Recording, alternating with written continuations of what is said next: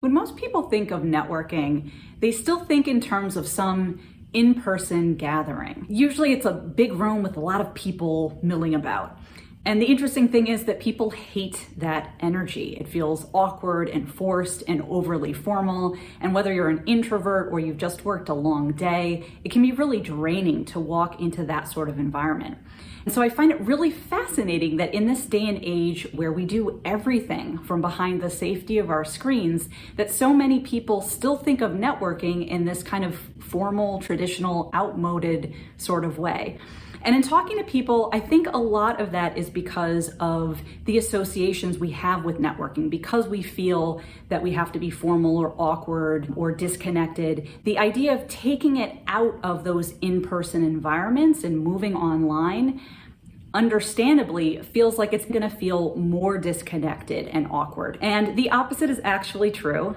So today we are going to talk about the benefits of online networking. Hey, I'm Caroline from Caroline Adams Coaching. I'm so happy you're here. If you're new here, go ahead and subscribe so you can get weekly-ish videos on all things career and leadership. So let's first talk about what online networking looks like. I don't mean anything weird, some like long, weird text exchange or trying to DM people or message people on social media. I mean having phone or video conversations where we're not face-to-face in person. And I really want you to look at these as opportunities for deep, meaningful connection with people. These are the sorts of conversations that we want to have, that we have all the time, and that for some reason, whether it's networking events or something else, we often think that networking can't be that easy and natural. Just like you interact probably with your team at work or your family members completely normally, remotely, they're probably all over the world, networking gets to be the same. So let's talk about the benefits of networking. And so the first benefit is it really opens up the number of opportunities. When you remove the barriers of having to be in person, you really open it up to having opportunities to meet with anyone at any time, any place. And not only does it increase your opportunities, but you can really be smart about it. You can be much more strategic in who you seek out and what you choose to talk to them about. And so it is really freeing not having to worry about the stars aligning and having the right in-person event for the right price at the right time with the right people. And so it really does open up opportunities, which to me is priceless. All right, the second benefit, online networking is so much less awkward because you can either dispense with kind of sussing someone out and kind of, all of that introductory small talk. You can either dispense with that entirely or get that out of the way via email. And so when you get to the conversation, you can really get to the meat of what you want to talk about, which is what everyone wants anyway. And another thing that makes networking awkward is, again, an assumption that I think a lot of people associate networking with talking to strangers. And certainly that is one way to broaden your network, is meeting people that you don't know.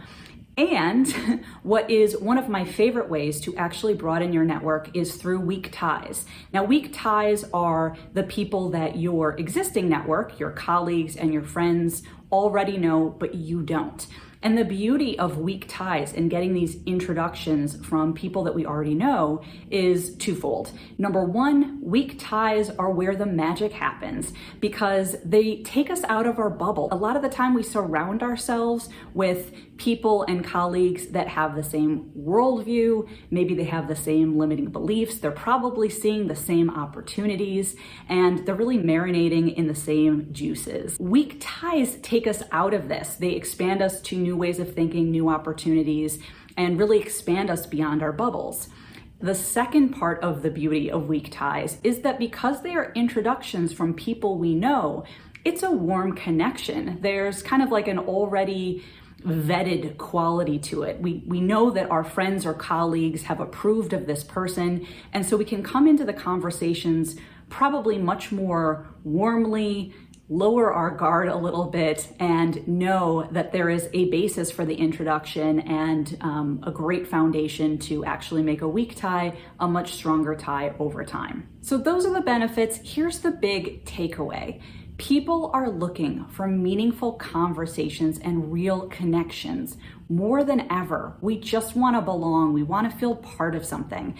And one of the biggest mistakes that people make, whether it's online or in-person networking, is that we think about networking in terms of doing it only when we need something. And so we think, oh, I need a job or I have this goal. Guess it's time to network. And what I invite you to shift and the way to think about this instead is look at every conversation you have as a networking conversation. We are always networking. And I don't mean this to make it stiff and formal and transactional. I mean, there are opportunities all around you that typically we ignore because we're trying to get our work done. We're trying to achieve the objective. And so when you open up yourself to the possibility that there is a person sitting across from you multiple times a day, or maybe sitting across from you remotely, but there's a person sitting across from you that has things that they want to achieve in their career and life. You have things you want to achieve in your career and life.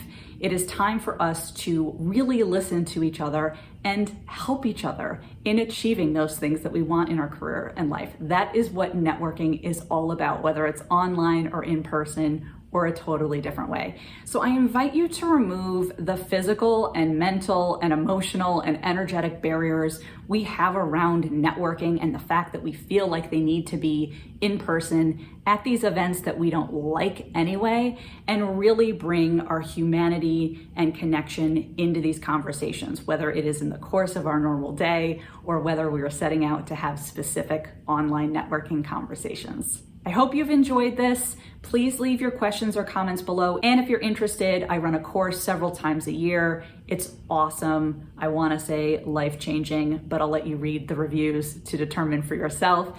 You can check that out in the links below as well.